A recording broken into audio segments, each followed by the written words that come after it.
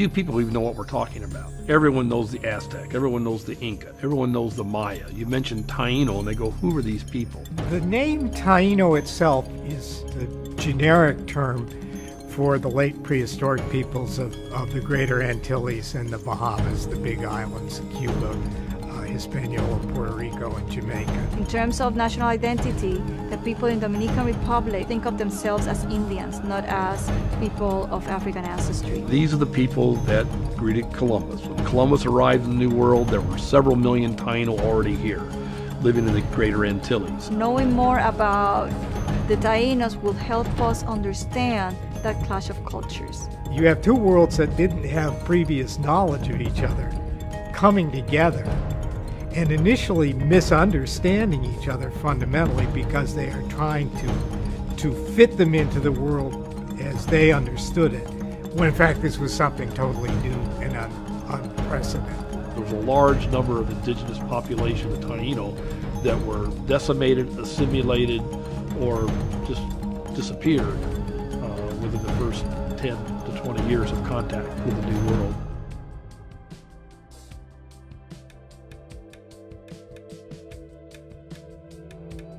Caves have a very special role in Taino culture. They are sort of the way that this world is physically connected to the underworld where the spirits of the dead dwell. The Tainos believed humans were created in two caves.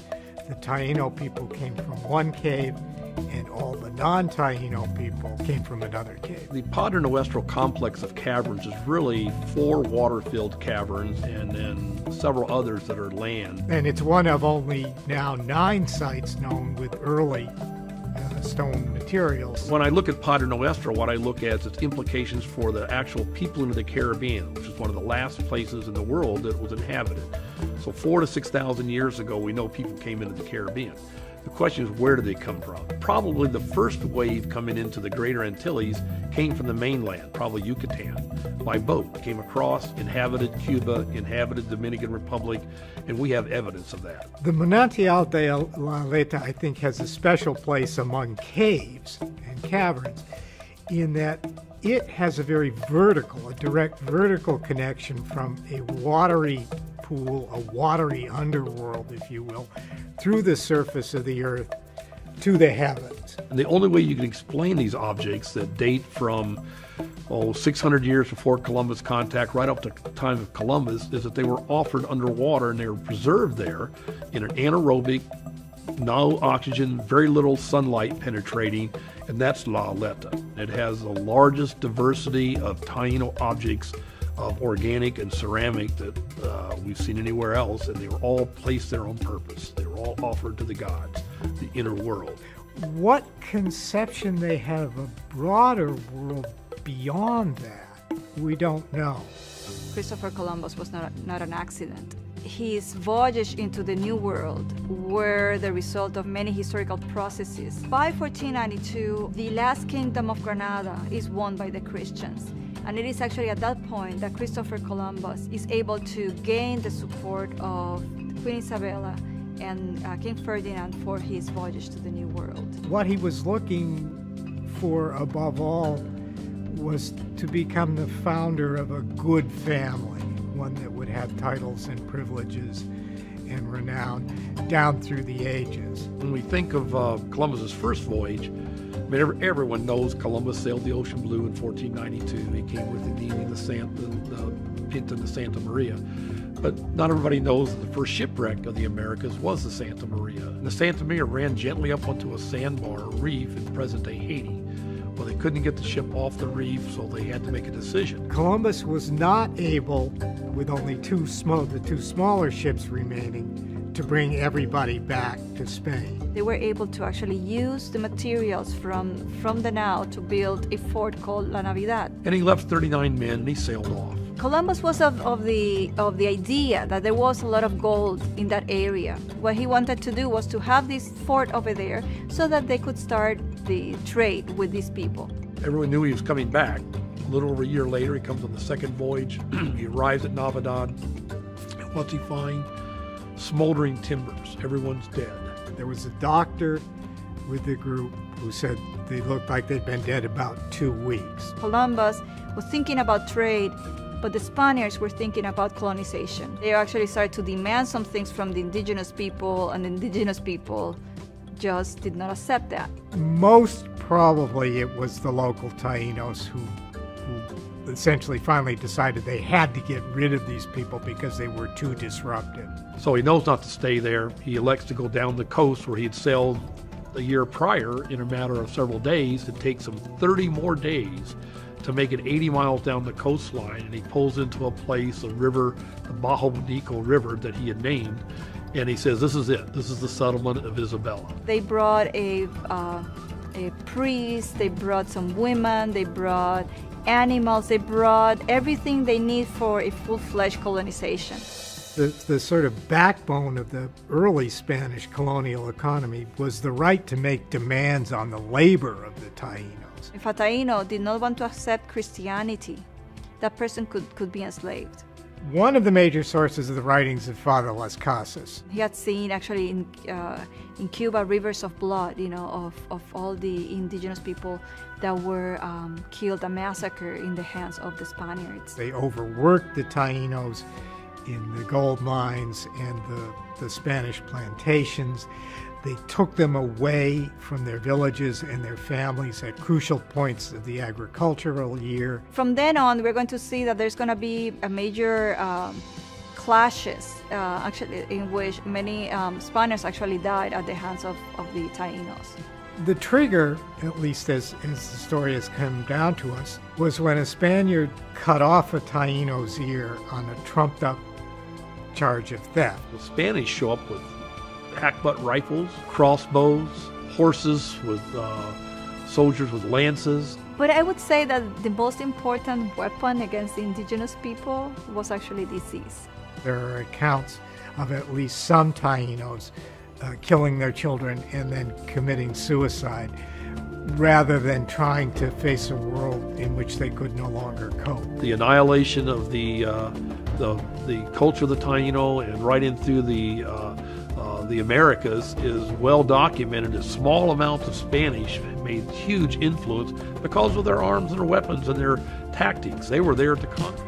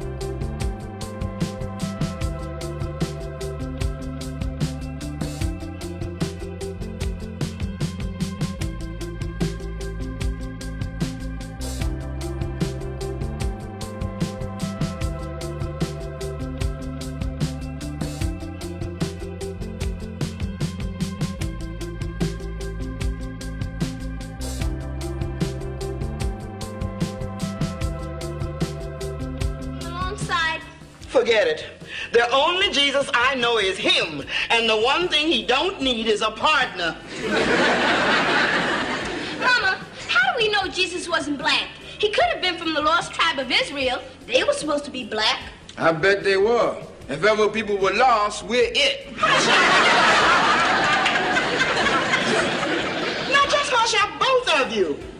This picture has been in my family for as long as I can remember. When I was a baby, I don't know what I saw first. My mama, my papa, or this Jesus. Now, he's the one I know and love, so let's close the subject. Jesus was black, the Bible would have said so. But it does say so. What are you talking about? I read about it. It's in Revelations chapter 1, verse 14. I read about it in Muhammad Speaks. It says,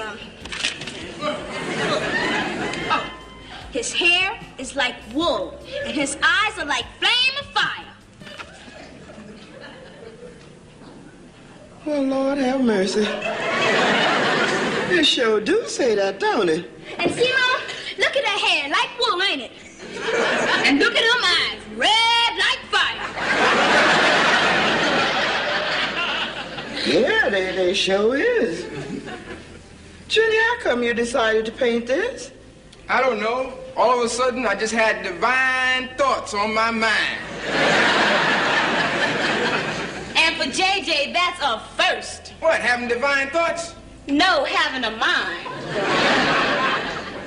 I guess I ought to be grateful for JJ having Jesus on his mind in any color. Then we can hang him on the wall, Mama? Well, now, Please, Mama. All right. But just for Black History Week. After that, he comes down.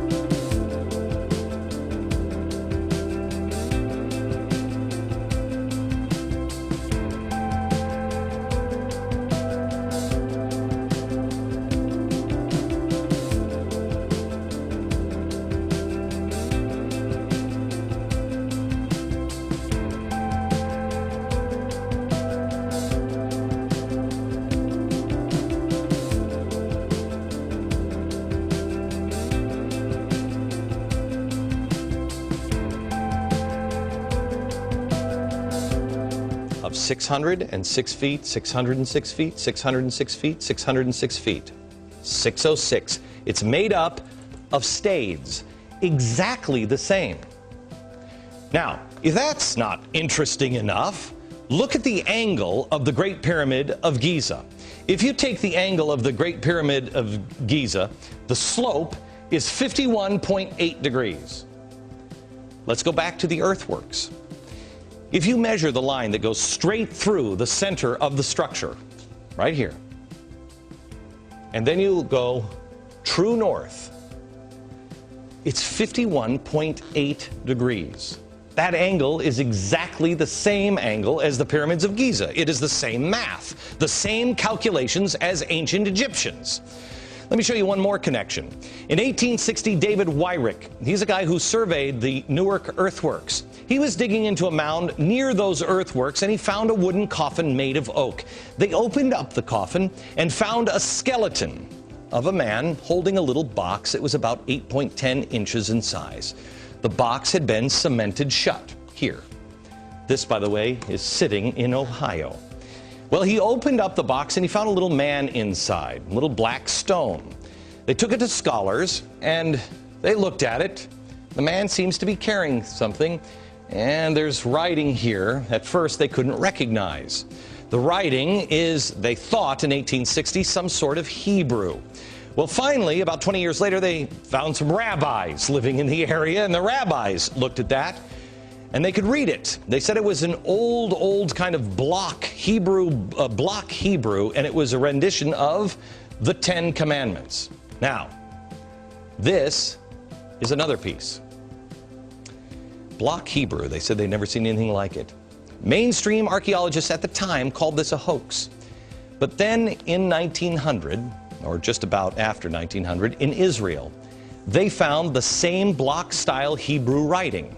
Mainstream archaeologists still dismissed the findings. They found it in Israel and they found it in Ohio. But there was another stone that they found that they couldn't argue. This is the Bat Creek stone.